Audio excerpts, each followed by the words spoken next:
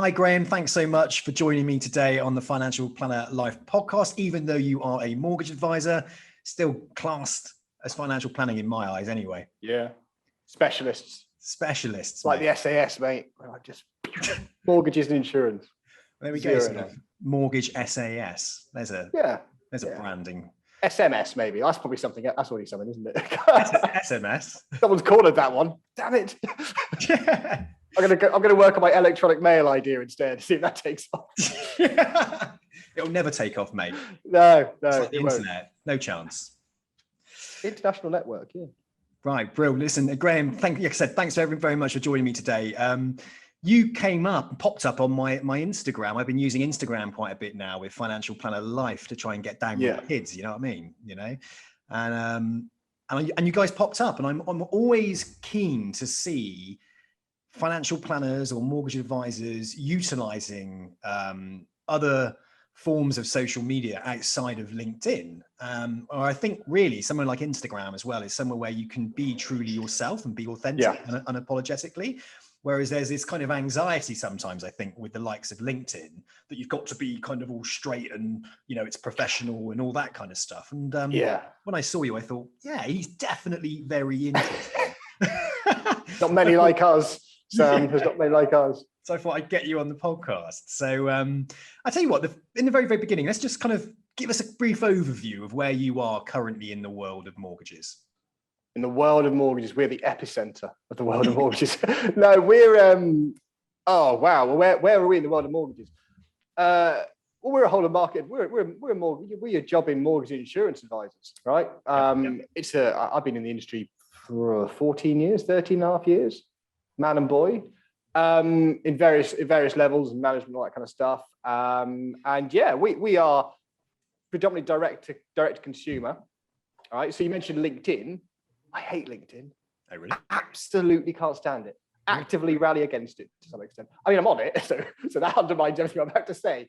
But you'll notice it's not something we do a lot of. It's my marketing lady, Jess. She sort of plays in LinkedIn a little bit for us, but I don't like it because it bores me to some extent. So sorry, I was on LinkedIn because it's a very good platform for certain things. But you're right, it's not where our brand particularly fits because, as you say, we're a little bit different. So where do we sit in the mortgage world? I don't know how we compare to peers, but I know our reviews are where I want them to be and increasing because we look a bit different, and because of that, we have to make sure we're better than everybody else. Cool. Well, let's look at that then. Let's talk about that because you are very different. You know, when you popped up on my Instagram, you know, you've got, for a start, you can't sort of hide this one. You've got a pink Mohican. Have I? Christ, I have. I know. It was rainbow. You got a rainbow mohawk. You've got, you know, you're covered in tattoos all up and down your arms. Yeah. And your company itself, the mortgage broker that you run, that you own, is a very alternative looking mortgage broker. I mean, it wouldn't look out of place, you know, in one of those posh sort of the Gloucester Road in Bristol. It wouldn't look out of place somewhere like that. It's very alternative looking, and it's not your typical mortgage company. No. And you're right, it's not. And as I say, I haven't found one quite like us yet. We'll be going 3.5 years. We'll have 2 offices as of next week. One in just outside Stroud, a place called Nailsworth, so South Cotswolds. One in Cirencester, again, so we're Cotswold based. Maybe not the areas you typically think Cirencester having a more alternative approach to things, but it's when I started, it was in my mind. It was it's about being authentic, right? I've done this job. I've been in the high net worth sector. I've done it, you know, in the corporate world. I've worn tweed suits and not had a mohawk and hidden my tattoos and all this kind of stuff. But I think there's an underlying push towards authenticity. People want to know that you know, big companies are out there. They're great, and some people get a lot of comfort from that. Other people like to have that more bespoke, more personal, more relaxed thing. And all we do is we do exactly the same as any other whole of market advisor that's any good. Because caveat that, because you know, in that we're advising clients on mortgage structures, we're arranging loans, we're doing the insurance piece with it, and we're doing complicated stuff for people as well. You know, we're doing those pieces that are not served on the high street. I mean, look, 75% of all mortgages now originate through an intermediary in the UK. I mean, when I started in the industry in 2007, it was 50-50 and they were undercutting us. Chats with business development managers now in major banks saying that we account for 93-94% of their whole mortgage book. So the distribution side's really gone our way. But if you look around, right, there's no, and I say this to a lot of people, right, how many mortgage advisors' offices do you remember walking past, right? And universally, I mean, it won't be universally, there'll be some people, but universally the answer is none, right? Because it'll be a plaque on a wall, or it'll be like an industrial estate outside of town, right? And there'll be, you know, and that'll be it. It'll be in an estate agent's office, but it'll be associated with the estate agent. So if you can be the one that people remember walking past, you've done 80% of the battle, haven't you? Because then they walk past. And we've been told we look like, I mean, look, we take inspiration on aesthetics and all the stuff I like. So, you know, there's tattoo culture, there's rave culture, there's rock, you know, there's metal, there's all the kind of stuff, art, street art stuff that I kind of like. And people thought we were a tattooist, people thought we were an art gallery. Someone thought we were a massage parlor. I can see that. Didn't run with it. I mean, I could have done. I might be, you know. I tell you what, mortgage and a massage. That sounds all right. These hands can heal. No, so you know, but the point is, people drive past and people see us, and it piques their interest. And then, as a client said to me, he said, "Graham, I drove past your office every day for 6 months. Didn't need a mortgage. Just drove past. One day, I needed a mortgage. Who was the first person I was going to call?" It was like, well, there we go. So we're a bit odd because we're taking it where a lot of our peers are probably taking it off the high street. And the idea with Zoom and all this, we're going onto the high street as much as having a presence. It's a trust thing. We're dealing with big numbers for people, and I think sitting in a local office, even though a lot of our stuff isn't done face to face, having that presence there, I think, you know. You're saying you're doing big numbers for people. Is that you're focusing more on sort of high net worth mortgages for clients? Is that what you mean? No. But mortgages are big. I mean, Matt, you know, you're talking hundreds of thousands of pounds, and you're talking about the time when many people it's the only time when many people encounter professionals, right? So, I don't want to say man in the street because that's really condescending, but people that aren't in financial services, right? You generally will go through life and you'll only encounter professionals at certain points. You know, your doctor, right? If you're not self-employed, then you won't have any accountants. But buying a house is kind of the one time we don't, right, you're going to have that conversation. And we, I think, as advisors and as people in the industry, underestimate how frightening it is, how alien these things are. Because we sit there going, oh yeah, well, you know, oh, Santander, we do you that, and Nationwide will do that, and oh, you borrow 150 at this and whatever, right? And we know it because we do it. But flip it around, right? And you're the person, you're you know, either a first-time buyer, whatever age that is, or even someone that's buying for the second time in their 40s. They after you or not? Never catch me, got rid of the evidence. No, so someone in their 40s, right? So, but people don't buy properties often. So it's this misnomer that once you bought one, you know what you're doing, all right? In terms of sort of mortgage finance, because you don't, because you do it so rarely. So I've got where I was going with my point now because that thing spun me out. But we're talking about high net worth mortgages. I know. So once in big numbers, it's people coming into contact professionals. And actually, I've had clients who have come to our office and have said to me, I would not be sitting here if you didn't look the way you did, because I wouldn't feel comfortable. So we work for our clients, right? They employ us to do a job. They shouldn't feel intimidated, bored. You know, it should be relaxed, it should be nice, because we've got to understand what they're about. Because if you're going to structure a debt for someone, we need to know where they're going to be 2, 3, or where they hope to be 2, 3, 5 years from now. Because obviously structuring that debt is important to the advice that you give, right? If they're not comfortable and don't want to give you that information, you're not going to do a job well enough. So there's plenty of people out there that will look at us and look at Hudson Rose as an organization and me and think, good God, no. Right? There is. But when we're not interested in that, we want the people that come to us because they come to say, well, do you know what? I was drawn to you because you look different, because your reviews are good, but because you look different, because you're clearly doing something different. And I like that approach. And that's who we're to serve ultimately. So we're not doing, our loan sizes are good, a few hundred pay, probably average, because of where we're based in the country. We're not a sort of pile them high, sell them cheap operation. It's a customer service based operation. It is very much about giving that service to the client. So we're a good middle ground. We go up a bit, we go down a bit. But I've done the high net worth thing, and it's not what cracked up to me. So prior to setting up Hudson Rose, let's just give the listeners a little bit of an idea of where how you got into the profession and where your profession took you, your journey, career journey to end up setting up your own business. Cool. Well, obviously, like most of us, when I was 5 or 6, I dreamt about becoming a mortgage broker. Sure you did. Yeah. I mean, it was just that one thing. Mum and dad were like, what do you want to do? Racing car driver? Fine. I was like, no, I'm going to give mortgage advice. So no, I went to, honestly, right, I love my job. My job is the best job in the world. Right? I think I was put on this earth to do this job. It's brilliant. And people look at me, you go to a party. Well, I don't go to parties anymore because I'm 38. But you go to a play date for your kids. And you speak to people like, oh, what do you do? And you go, oh yeah, I'm a mortgage broker. And they look at you, they go, oh. Well, no, sometimes they go, are you? But after they got out, they go, oh, right, okay. And you're like, yeah. And the reason why I think I'm suited to it goes back to your question, is that I started off in like 15, 16, working in 4 or 5-star hotels, doing restaurant, bar work, and got a massive buzz off the customer service, right? Like being on point. To this day, I still just love that, serving someone in such a way where they go, do you know what? And they give you a bit of cash at the end. You think, yeah, I've nailed that. And I like the sort of upsell side of it, someone ordering whiskey and asking if they want a double, and just chatting to people.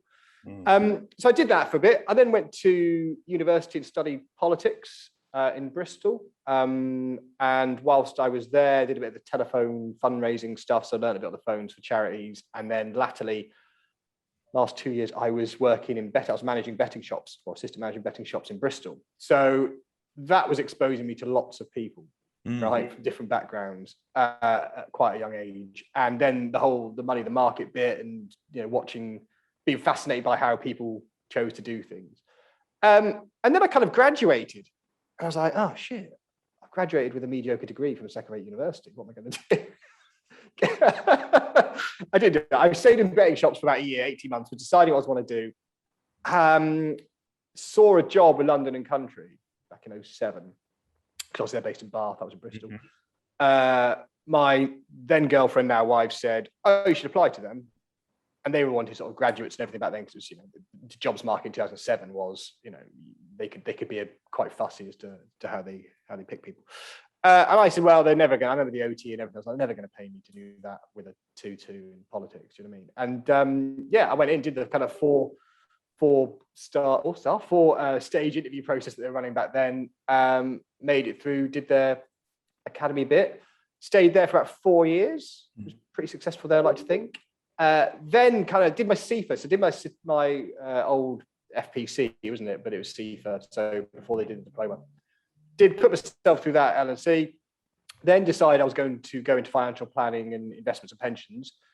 Got a job with HSBC, as the old route was, to kind of go there, get them to pay for your exams, learn, and then chip off. This was obviously financial crash going on in the background, things collapsing. So they gave me a job as a mortgage advisor, which is a wholly different job to what I do. Whole of market broker to bank mortgage advisor. They're the same price, but it's a different job. And I remember saying to them at the interview, I said, look, I've come to you because I want to do this role. I can do this role. They said, oh, well, we'll put you in a mortgage advisor role. 6 months. If you're any good, we'll bump you up. I said, that's fine, but if I'm still doing the mortgage advisor role in 6 months, I'm not going to stay. Right? It's not my sort of thing. And so I started with HSBC, and then literally they made all their financial planning managers redundant, because of the RDR and everything that was coming in. It was RDR, yeah. So I was there thinking, Christ, I dodged a bullet. And for anyone that will remember 10 years or so ago, HSBC didn't really like lending money to anyone, right? So my job was to sit in an office in Clifton in Bristol and just tell people that we weren't going to lend them any money, which is brilliant. And it got to the point where I would sit there in Clifton and I'd look out, I'd be facing a client and customer, and across the side of the road, I can see Santander, I can see Nationwide, right? And they're just there. I see Halifax down the road, right? And we'd say to clients, customers as they were, I'd be like, yeah, no, this is not something we're going to lend on. And they go, oh, right. And I'd lean across the desk and go, but if you go to Santander, they probably, because obviously I had that knowledge of the rest of the market. So I didn't fare massively well at HSBC. It wasn't my cup of tea. I moved house up here, started looking for another job, and eventually ended up getting a job. I won't bore you with the story how I got it, but with a company called Capital Private Finance, which was the high net worth arm of countrywide and mortgage advice bureau at the time. It's now wholly countrywide owned. In doing the Cotswold offices for Hamptons International, and we had Farron Sataria and John D. Wood and all these kind of things. So I did that for 6 years. Final year or so, I was a manager, sales manager for the country team. So I had brokers from Bristol to Brighton. Didn't get on with that because all of a sudden I was kind of like in the middle. I wasn't doing the job that I love, which is advising clients. I was kind of, cajoling managers in estate agents to try and pass as leads, which is a different skill set and not for me together. So I thought, right, sod it. I'm going to go and set up Hudson Rose. And that was 3.5 years ago. Okay. And here we are. There we are. So, okay, great. So very typically then, university, not quite sure what you're going to do with your life. Got a few jobs here and there, built some skills and some experience, realized you really enjoyed people. You liked helping people. Customer service was a big forefront of what you were doing. I went down that route as well. Customer service for me, I really enjoyed customer service. I did sales really before customer service. I remember I absolutely beat myself into this kind of hatred of sales, left sales, and then went into customer service, and then really enjoyed the whole process of customer service, the client experience, looking after people. And I did that in Aviva. So it's with pensions, investments and protections. And you had people phoning up and their partners had died, or you had financial advisors calling up, asking about, why is it, where's the investment? How's it doing? You had to service IFAs, you had to service clients about multiple things they didn't really understand. The IFAs did. But I found customer service really, really enjoyable, and then customer service and training and development. And it's a people game, isn't it? And then I took that skill set that I learned, which kind of, I suppose I learned empathy and understanding, and then took that back into sales and then really incorporated that into sales. Instead of being so hardcore, I'm all about the money, it was more about the experience, and I wanted people to like the process they were going through, even if they were pissed off. I wanted them to have a great experience through a complaint or a problem. So resolving something is as important. You get the buzz, right? The buzz, the sale for the customer service, and the buzz from the customer service, the buzz from the sale for me are one and the same. Like it makes no odds, and that's something that I've been very keen to instill in the business, and we have instilled, is that people ring us up for a chat 12 months, 18 months in advance of doing anything, and we'll chat to them. For half an hour, because it's half an hour of our time. And we have the because we're not a sort of pile them high, sell them cheap kind of thing. I need to just also stop this from beeping at me because it's really annoying me. Because we're not a sort of pile them high, sell them cheap kind of operation, we can take that time with clients, and that is kind of the crux of it really. It's why we do it. So I think customer service comes first, and when people are ready to buy something, they'll come to you, and it makes it ultimately more straightforward. Did you find as well then, working more in the corporate environment, so HSBC, some of these larger firms, did you feel that, let's go back to you and who you are as a person doing the job that you now, that you really, really love. Did you feel disconnected when you were working for larger corporates than you are now running your own firm, Hudson Rose? Do you feel like you were a better, happier mortgage advisor than you were when you were working in the bank, for example? Well, the bank was a different one, because the bank was a tied proposition. The bank was funny because I was with people, some very good advisors, some very poor advisors, if I'm honest with you. We're not going to name names, but there's people that will stick out and think they just didn't know the basics, and they were in the financial planning arm. They weren't the mortgage arm. A financial planner once said to me at HSBC, I said, I'm not really too sure about this, it's critical illness, but it wasn't a critical illness policy, trauma cover, as they were selling at the time. I said, because it doesn't really meet the Associated British, it doesn't meet the ABI definitions, does it, for certain things? And she turned around to me and she said, who are the ABI? And I was like, what? Do you know what I mean? Like that kind of base level. And obviously it's probably changed a lot since then, but that was the thing that sort of shocked me. I was like, do you know what? This is so no, I felt constrained at HSBC, but that was more by product offering. I've been fortunate to work for some really good companies. L&C are a machine, but they train me well and they train me compliantly, and I haven't got a bad word to say about them. They do what they do, and they do it incredibly well. And I'm glad I started my career out with them. The high net worth bit was interesting because I was then, you go from being jobbing mortgage advisor, mortgage broker, dealing with, whatever, 125,000 pound loans to 600 if you're lucky. And then you go into something where you're all of a sudden you're brokering 6 million and you're doing things with private banks. And you're like, hang on a minute, these things that you thought couldn't be done, all of a sudden can be done if your client's got enough money, essentially, right? So that was a learning curve. I remember the day I was the youngest person employed by CPF at the time by some margin. I was about 28, maybe. Yeah, about 28. And I was sat in a room in London in the city with these Savills, ex-Savills Private Finance, ex-Knight Frank, old wizened advisor, been around for 20 years in the high net worth London thing. And I was like, I don't know anything. I remember that day thinking, these guys always like, I don't know anything about this. They talk about like Lombard loans and like all this kind of stuff, like, assets under management. And that was alien to me because that was an investments thing. But so that was really good. And then I think coming out the other end, I enjoyed my time at CPF. It was really good. I've got nothing against the corporate world. And as I said before, what we do at Hudson Roads is it's the same thing. It's just wrapped up in a slightly different bow. We just present ourselves differently. And I think you're right. I think financial services, there's a fear of stepping out of the box a little bit, right? Yeah. It's either robo and it's digital and it's just like a chatty app on your screen that kind of like, hey, we're going to invest some of your money and off it goes, yeah. Or it's traditional, and by traditional, I'm not just saying suited and booted, but that kind of middle ground where it's still, in an estate agent's office or in a very, just the offices that I see, that kind of thing. It's stepping outside the box, no brown in town, all that kind of stuff. That still rings very true. And what we've done is step outside of that and really, really gone at it to some extent. Our marketing, the way we present ourselves is on the extreme side of alternative. You're alternative, aren't you? We are. But we're not attracting alternative clients. It's not like everyone we deal with is piercings and tattoos and stupid hair. It's just far from it. We get a lot of, a lot of people from civil servants in Cheltenham, all that kind of stuff, because they just think a bit differently, and they understand that professionalism and looks aren't one and the same.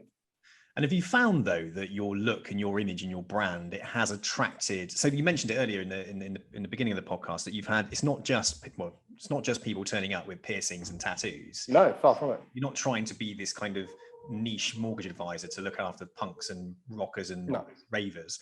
You're open to absolutely everybody, but what you're saying is, look, we are slightly different. We're going to stand out in a crowd of suits and ties and boots and typical view of what financial services looks like. And actually, is the response you're getting quite refreshing? Do people go, oh wow, do you know what I mean? You are refreshing. It's different to talk to you. Do they feel more comfortable? What difference have you found by being this way up against being perhaps a bit more corporate and your typical financial services employee? I mean, from what I found personally, my experience is it's huge, right? And Hudson Rose is my business, right? But Hudson Rose isn't about looking like this. And that's the key thing we need to press with. Hudson Rose is about people who work in Hudson Rose being who they want to be. So, Jess comes from a BBC background. She's not alternative. Guy, who's our other broker at the moment, is I always say he's into old escorts, but the car, right? So I think, Wayne Rooney was into that, wasn't he? But he's into old escorts, right? So, but that's his thing. And he's not about dye his hair. He's not about to get tattooed. He's not about to do something stupid, right? You know what I mean? Rosie is, again, so it's although the business has a certain aesthetic about it, it's not this. This is just me, right? And, if you're welcome to come to our offices sometimes, Sam, and have a look, but the offices aren't like, there's not anarchy symbols like painted all over the walls, and it's not like a squat. You know what I mean? It's a smart, we've got art, we like that kind of stuff. It's just nice. So in terms of the feedback that we get and what I've seen is things with like even just the advertising, right? So we do digital advertising. We have our ads are shot professionally. We work with a couple of guys who are absolutely awesome. We've done some really big things, some really big brands, and we're lucky to work with them. But we put those out on social media, right? So it might have been you saw a paid ad of ours. It might be those popped up. Well, I don't know what it was, right? But I also see the paid ads of other brokerages purely because the algorithms think I'm really into mortgage advice. Because that's what I look at.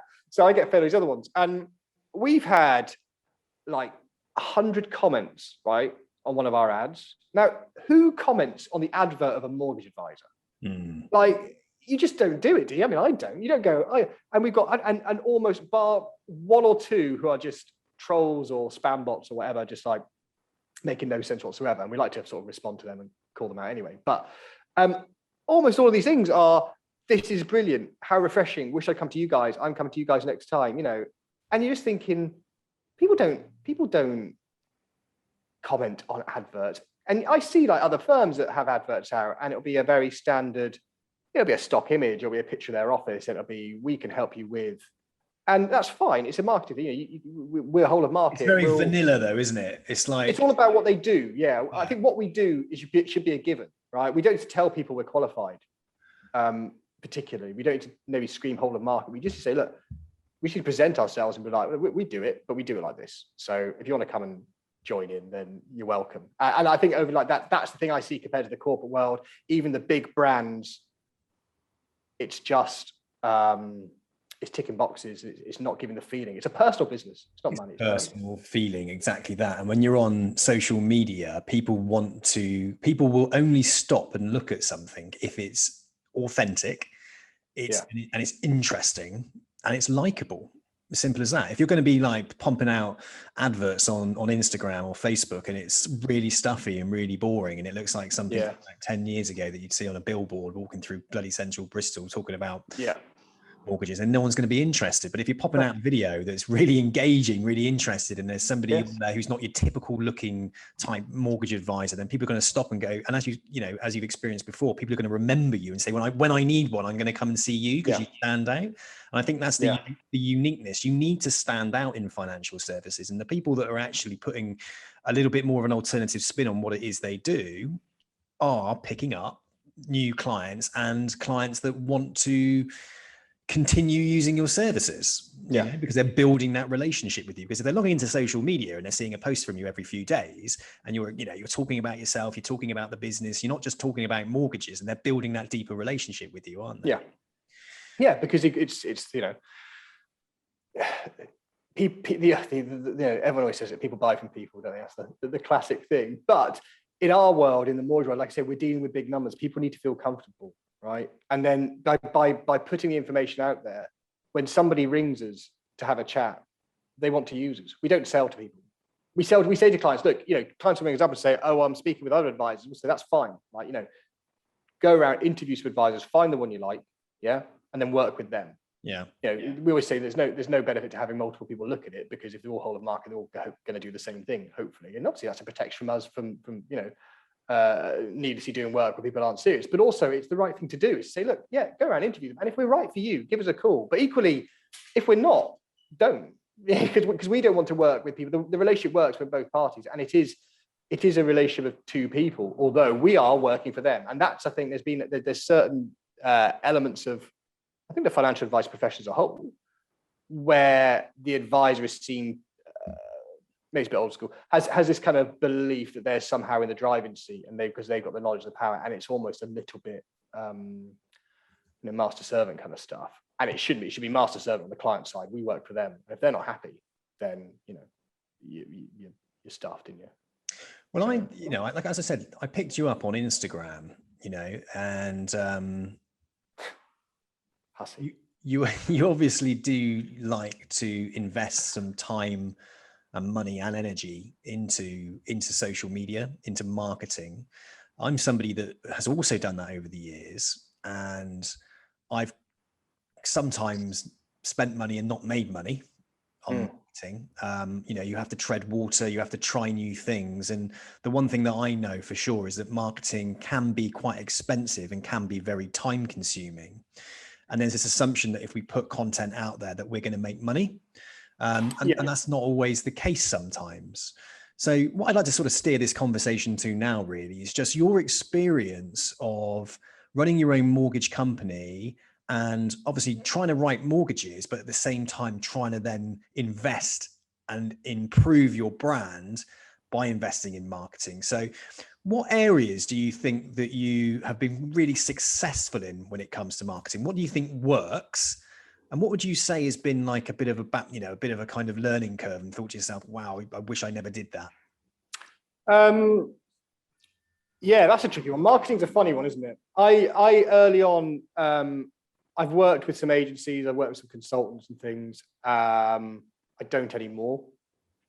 They were right at the time. One has been very, very useful. One has shown me what agencies do, and they're great guys. It wasn't particularly good for our industry. And the thing that I learned through that is that it's not like selling, insert your product of choice, cheese. Don't know if I'm selling cheese, but it's not like you can put Google ads out there. There's this whole marketing saying, if you do this, if you create this landing page, you will do that, you spend that, you get that. That's bollocks, right? No one has yet been able to show me that. And if it's not bollocks, someone come and do it for me, and I'll pay you at the end, right? Because it just doesn't seem to work, okay? I'm sure it works on certain products, but financial advice, and mortgage advice and insurance, people need to get to know you. People don't make buying decisions on their advisor there and then, right? I'm a sucker for stuff like, I'm scrolling through Facebook or Instagram, and generally someone like the hip store or whatever, it comes up and it's like, oh, look, Levi's vintage. I'm like, bang, have that. It's done, because that's that impulse. But people don't generally do that for financial advisors.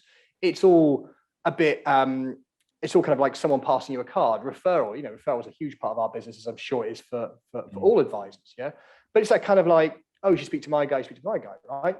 So you need to become that guy. You need to be the guy in front of them to say, well, come and speak to us. So I think what I'd done differently, I probably would have hired. I don't get on very well with Google ads, although we're about to move into the YouTube thing, so I will do that again. I did some pay-per-click stuff early on with an agency nationally that gave us absolute dross. People that weren't serious, or people that just didn't understand it. And because, again, who's clicking on the top ad to get mortgage advice are not necessarily the clients that are there to do something straight away. It needs a bit more thought behind the customer side to get to you, I think, right? So that was a learning curve. We don't spend huge amounts on ads. We advertise in a local facility, so 10 or 15 miles or so from each office location.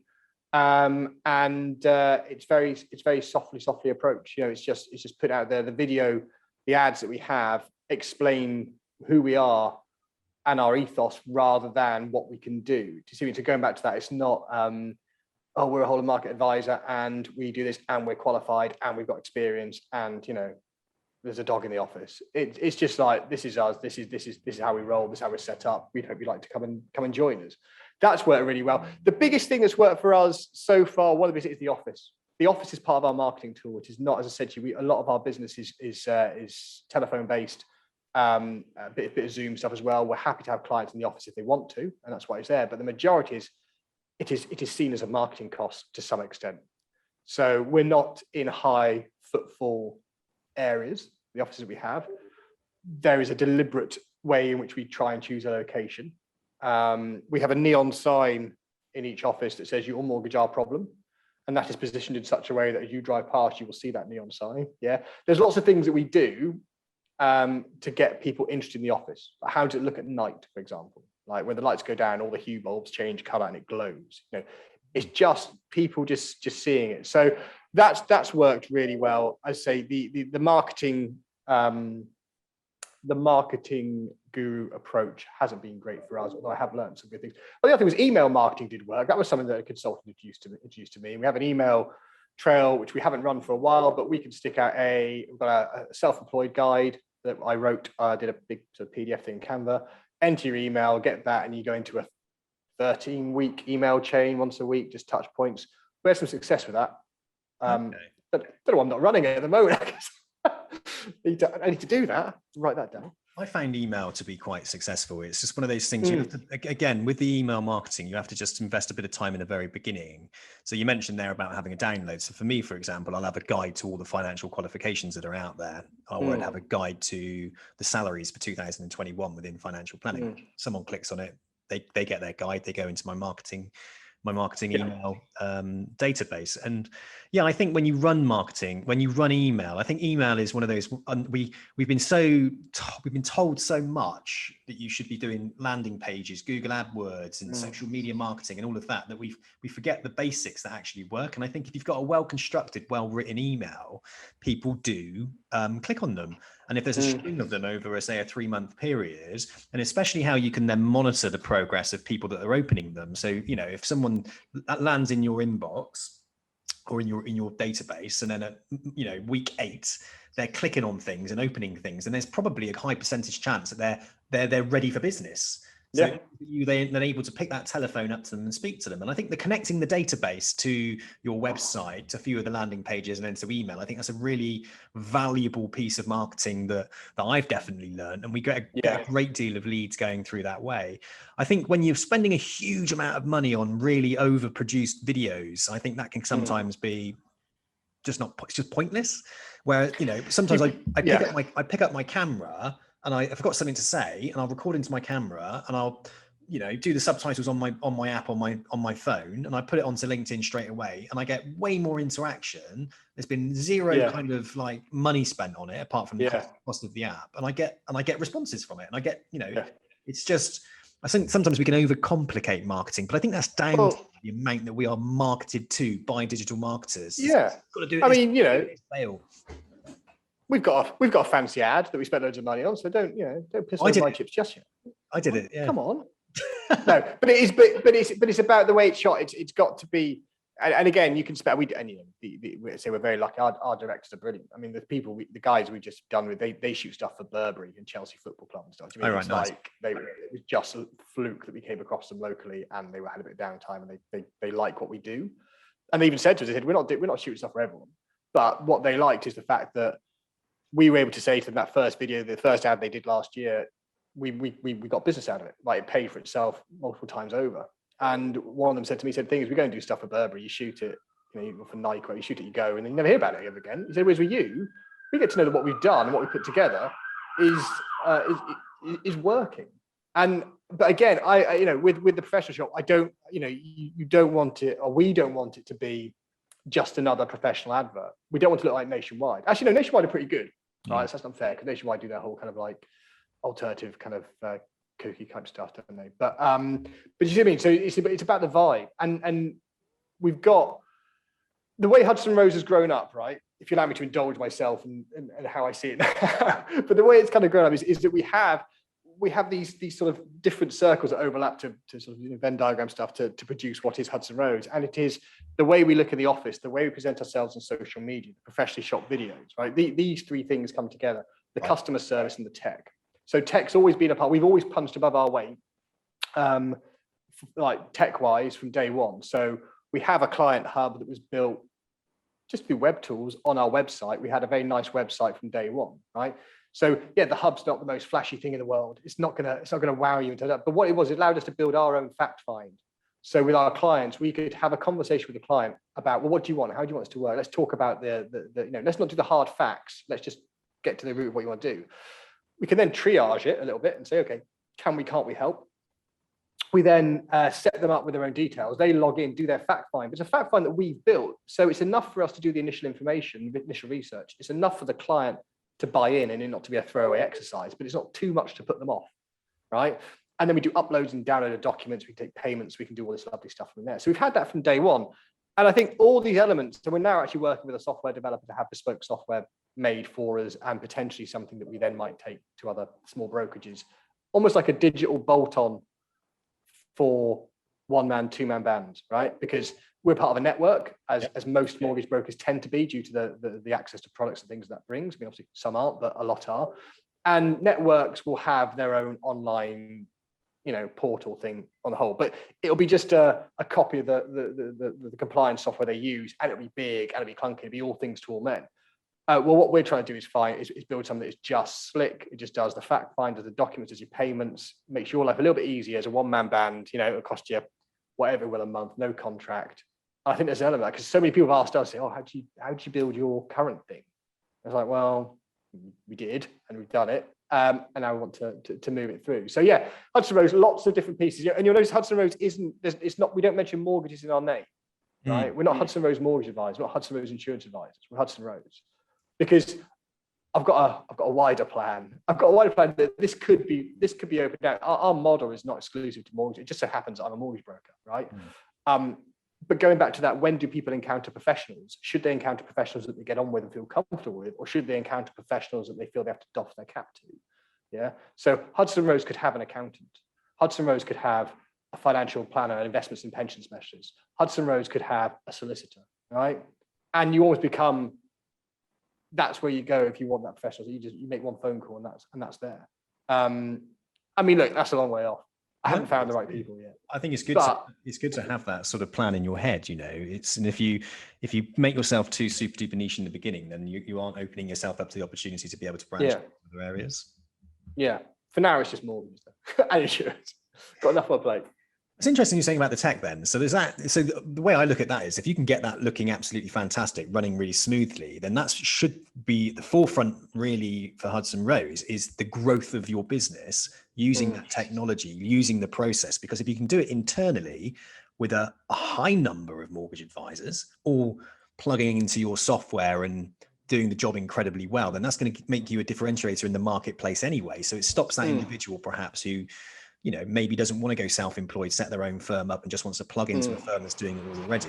And that would only help you grow your business further. So time will tell with that, wouldn't it? Because the proof will be in the pudding by how you grow. Is that your sort of plans? Are you looking to grow Hudson? Yeah. We're looking to grow. And we're at the beginning of a second growth phase. I would have thought, we've gone from me to 4 of us in 12 months, and there'll be more than 4 of us this time next year. I can almost pretty much hopefully guarantee it, unless anything goes drastically wrong. But I've always wanted Hudson Rose to be a place where people want to work, right? Not necessarily can, but want to, right? And so I would rather have 5 brilliant advisors who can communicate really well, earning 150 grand a year, than 10 earning 75, right? Because we can support the role of an advisor, be it investments, pensions, mortgages, insurance, whatever, right? The role of an advisor is to communicate effectively, right? Now, and communicate well and clear. And now not everyone, but people can do that at different levels, right? People do that.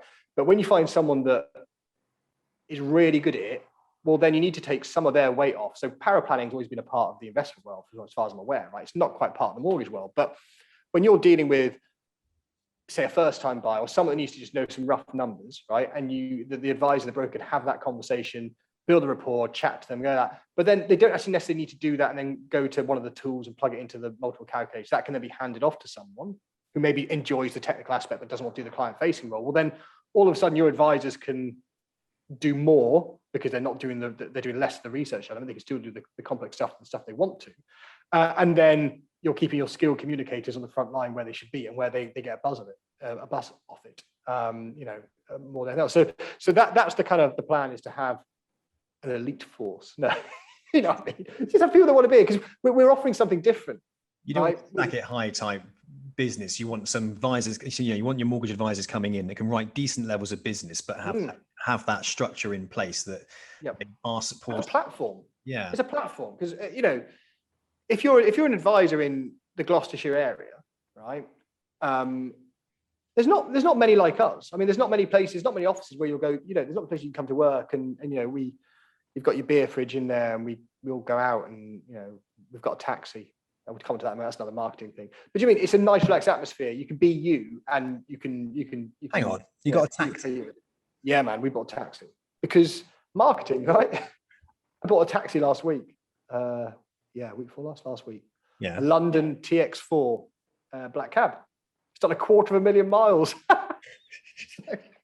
It's brilliant, mate. It's literally the best thing ever. So we're going to get it branded up, and we'll drive it between here and Cirencester. People will see it. I might try and link up with an agent that we work with to see if he's got an open house. We can sit at the bottom of the driveway and offer mortgage advice to people if they want it. Yeah, it's marketing, and it fits the brand. So yeah, we've got a taxi. Nice. So what, just use it as a kind of drive around and park it up somewhere and offer mortgage advice on the go as a taxi? Well, not necessarily that. I mean, no, just drive it around a vehicle, and it'll be designed. Yeah, it'll be people see it. People remember it. I mean, estate agents have done it for years, haven't they? Yeah. Not with taxis. Yeah, I think it's cool. I think you're obviously picking a taxi because it stands out, doesn't it? Is it like a London black cab, is it? Yeah, it's a London black. It's a London LTI black cab, as I say. We picked a taxi because we were chatting about, Guy and I were chatting about cars, and we were on Auto Trade or whatever it was in like January. I was like, you get a cab for $1,000, and that was it. So we would have bought a cab for $1,000 off. We got a great story about it, and then we'll keep it for a year. We'll exploit it for we'll take social media shots. So it's one thing to say. Well, part of our social media strategy is to say it's not big money. You can pour a lot of money down the drain on these sorts of things, but we have a photographer on retention that we pay that comes and gives us 3 shoots a year to get those professional shots on there as well. So again, with the cab, we'll get it liveried up, get it done. We'll get him to take some shots. We'll drive around. We'll go on a night out in it. You know, we'll park it in different places around different towns in Gloucestershire. Get some photos. So at a later date, we can then be like, oh look, the Hudson Roads cabs in Gloucester Docks, or the Hudson Roads cabs in Cheltenham Parade, or whatever you want to be. Yeah. We'll come down, park it in Baldwin Street, outside your gaff, and you know, and it's just why not? You know, you give things a go, don't you? If it doesn't work out, it doesn't work out. It's, you know, so what? Nothing ventured, nothing gained. You're quite a hands-on visual type person, aren't you? Because obviously you do invest a lot of time and energy into your offices. You like the video element of things. You like the, you know, the buying the taxi. You're getting another office set up in another location, aren't you? So you're like the visual person, aren't you? You like to stand out, and you like. Yeah, I mean, I'm useless at anything arty. I mean, I can't do it. I just know what I like. But I spend more time in an office than I do at home. So why do I want to go to an office? Why does anyone want to go to an office with those?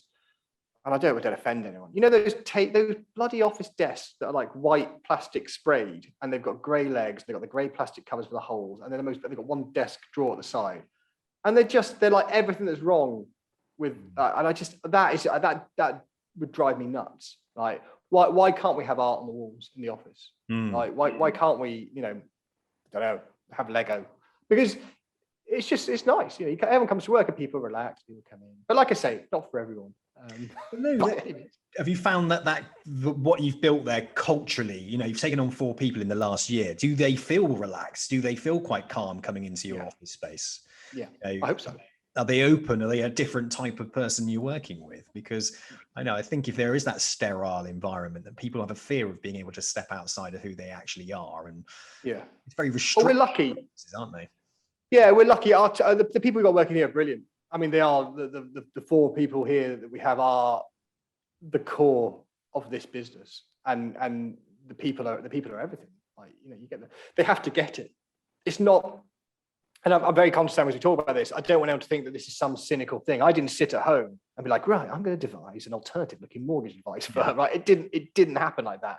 It was just, I want to go out and give advice. I'm confident enough now after 14 years or 10 years, whatever it was at the time, that I know what I'm doing, right? And I like all this stuff. So I'm just going to put that in it.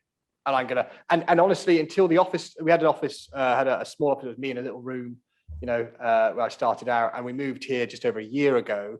And it was when we got the first premises that was when I really took a stand in front of it and was like, actually, this is it. So the office became part of that. Because before, when you're kind of just online, people don't know who you are. Whereas now, you know, in the local town where we are, people know who we are. They give us a wave. We always tell people to give us a wave. We spend our time waving at people as they drive past. They don't know who they are. We just always tell people, like, give us a wave if you go past. And they do. They give us a toot, and they, you know, it's brilliant. It's part of it. Your different channels generating clients, okay? So, you know, you're not going to get every single client come through social media. You're not going to get every single client walk through your front door or referrals or whatever. Just that, you know, what is your top sort of client generating niche? Yeah. I mean, referral. So that's always going to be it's always going to be the case, I think, in any sound business, financial advice especially, because it's people passing the virtual card on. Then I would say the office and the social media advertising are pretty the social media is hard to track, right? Because people could fill in a form on Instagram or Facebook, but what we often find is that they won't. We'll often find that when we're running those ads, we'll get more website inquiries, because they're seeing the ad, it's parking, they're seeing what's going on, they're going to our website, they obviously like what they see there, and then they're filling in the form via the site. Yeah. So but that would be, I think it's going to be word of mouth first, and then sort of equal kind of the paid for, and then they're seeing the shops. We've got those 3 things, but it's a nice split. It's a nice split, and we don't really, unlike a lot of advisors or some advisors, we don't have a massive introducer network. We work with a couple of small agents, but therefore we're not reliant on that. We are direct to consumer. We don't get me wrong. We'd love to work with agents if there's agents out there, or there's there's investment advisors that don't mind introducing their clients to daft looking people. But does it mean we will work with people, but we don't go out and tout for it? Right, someone comes to us, we'll have a chat, and if it's right for us. We're working with a very nice developer, big, decent outfit building £500,000 to £1.2 million homes just outside Stroud, family run firm, you look at their marketing on paper and think, well, they're not going to fit with you guys. And do you know what? We're absolutely smashing out the park with them. You know, they're really happy what we do. We get to speak to all their people buying, and the feedback that they're getting on us is great. So again, it's not about the looks, it's not style over substance, it's what we do. And that's the fundamental thing. We can talk about how I look and how the business looks and all that, but fundamentally it's our reviews. And that's what people need, you know, that's what people need to take away from it. The point is, you can look like however you want, you can present your business however you want. You don't have to do the old traditional model, but you have to be good. Yeah. Because otherwise it's just, because people are looking for a reason to find why, you know, you might. Oh yeah, people will review you badly if they think you're poor. Do you sort of request a lot of testimonials and reviews from your clients? And what do you use then? Do you use Trustpilot, Google? Which is your favorite sort of review site? We used Trustpilot to begin with, but yeah, I mean, they just wanted to extract money out of us for not a lot of benefit that I could see, and so we now use Google. Google reviews. Everyone writes a Google review that well, not everyone, but everyone, we ask people, and we'll ask people that, you know, have rung up for, you know, because people come to say, oh, I don't know if I can do anything yet, I don't know. And when you have a chat, and we have that, you know, that customer service piece, you do half an hour, you have half an hour chat with them, get to find out a bit about them, which is always nice, and say, look, come back to us in 12 months, 18 months, whatever, you know, we're not going anywhere. And we'll generally ask for a review then as well. So look, you know, if you've been happy, just there's no obligation, but right on this page. And some do, some don't. But that, from a hard business perspective, right, you are then still getting value, and you're getting, you might be making a monetary sale out of an interaction. But if they're happy, they're spreading the word. And someone said to me it's about doing things for people where you don't want anything in return, right? And you know, you might say that goes against what I just said with the review, but just, I mean, you give the information out. It's no problem for me, and I never want it to be a problem for me or for Guy or for any other brokers that come in. I don't want them to feel I haven't got time to speak to this person, because if that's how they feel, then they're in the wrong business, because that's why you give the planning support so the brokers can have those conversations, and ultimately people walk away feeling happy, and happy people are better. One thing you said that I find really interesting, and I'd like to just know a bit more as to why, is you mentioned that LinkedIn for you is a platform that you detest. You don't like it. Why is that? Because from looking at you, right, and what your brand is like, and you as a person, as a personality, I would say LinkedIn for you would be amazing, because you would stand out. You know, there's a woman called Leah Turner. Watch me get on there now. If that's how it is. I've never used it. I don't care. I don't like, and it maybe I was following the wrong people. Maybe it's just full of people humble bragging. Maybe it's people humble bragging. Yeah. It's just like, I don't know. It's social media. I mean, and you're probably right. We're probably missing a trick. And it's not that I sit here going, I'm never going to go on LinkedIn. I have a LinkedIn page. I say we put the odd thing out there. I don't really understand necessarily what I would use it for, because it's a very, it's just a bit dull, isn't it? I mean, there's a huge amount of business to be had on LinkedIn. You've got lots of individuals. What you can do with LinkedIn is target people that you think would be your type of client, that you use your services for a start. So you can pinpoint people based on salaries, income, everything, types of market. But also as well, because it is so professional, and your style and your approach is obviously great service, but not traditional look, you will just stand out massively. And the people that have gone out and done that have done really, really well. I don't think I'm looking for clients on LinkedIn. I think that's maybe where I'm going. I think it's good for building maybe profile within the industry, and that might be something I'd look at. But there's plenty of people on there that need mortgages. So for example, right? If you were to target... Do you work for LinkedIn, Sam? No, I use it. I make loads of money out of it.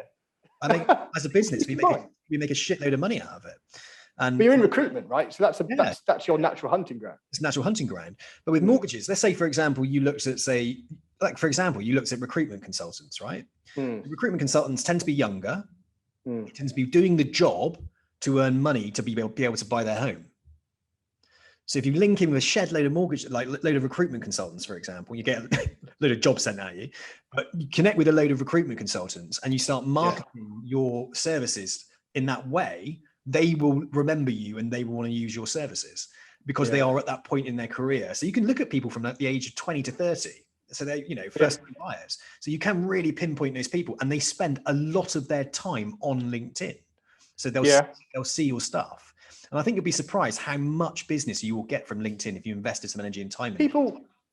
You're probably right. I can't say wrong because I've never done it. Right. So I can't quite. I mean, it is a business tool. Yes, business people have mortgages, right? But we're trying to connect with people on an individual basis as a human, not as a job, right? So this is partly. So you go back to the marketing. You look at some of the people that market themselves to doctors, lawyers, right? Yeah, and I say that as someone who's got family members in the legal profession, things, right? All the marketing is geared to them around as if they spend their whole life walking around in a suit, right? And have very serious meetings, right? My mates that are lawyers and doctors are the biggest bunch of reprobates I know, right? Yeah. Do you know what I mean? It's insane. So I don't want to connect. I don't want to connect with people based on their job. I'm not. We'll get to that. We want the person. So we want to speak to people when they're not in work mode, when they're in downtime. Now I get what you're saying. Yeah, there's a complete crossover because obviously they have mortgages. So we probably are missing a trick. We don't need to because you're standing out because it's on a platform. I mean, I haven't got time. I haven't even got stuff on YouTube at the moment. I haven't got my email marketing out. So at the moment, it's not a need we have to. It's not a rabbit hole we have to go down. As the business grows, we're gonna have to have more nets out there too. I completely understand, but I don't like. It just bores me, man. It's just one of those things where I just look at it and think, oh, Sharon's had an office party today with. Yeah, I don't like spending too much time on the news feed. And there's lots of you lot, recruitment consultants coming after me to ask me what a job. I like putting content out. I don't particularly like looking at other people's content on there, if I'm honest with you. Maybe that's where I'm missing a trick. Yeah. I spend as little time as possible on social media. I like to put content out there. So it's like you've got content on Instagram anyway, just put it on Instagram. So just put it on LinkedIn and just, there's loads of tools that help you build connections up, automated. Yeah. So it's just a bit of advice. You might find. Well, I think you're right. I think it's something we need to look into, but we've got, if you imagine a lot of people that are playing on Instagram and playing on LinkedIn, maybe don't have Instagram accounts or don't in the same. So we've chosen Instagram and Facebook to be more of we put a lot of energy into that. And yes, we probably are missing out on things on LinkedIn, but we haven't got the time and the resources to put onto LinkedIn as well. We could get an agency in to do it, but then it's not us. So we I think profile raising stuff I'm keen on LinkedIn and that kind of stuff. Somebody shouted us out on LinkedIn the other day, a client of ours, which was very nice of them. But it's not a platform I know. It's like good place. I'll get on TikTok. Possibly a good place for you as well if you ever want to grow your workforce, because clearly as we become more professional. Yeah. Oh, great. So what's the future hold for the next couple of, would you ever get, actually I was going to ask you, would you ever go down the financial advice route then? So you're sort of mentioning like Hudson Rose as a name and you'd look at solicitors and this, that and the other, but have you got a kind of, would you like to set up a financial planning side to Hudson Rose? Would it, because I think it would complement it quite well, wouldn't it?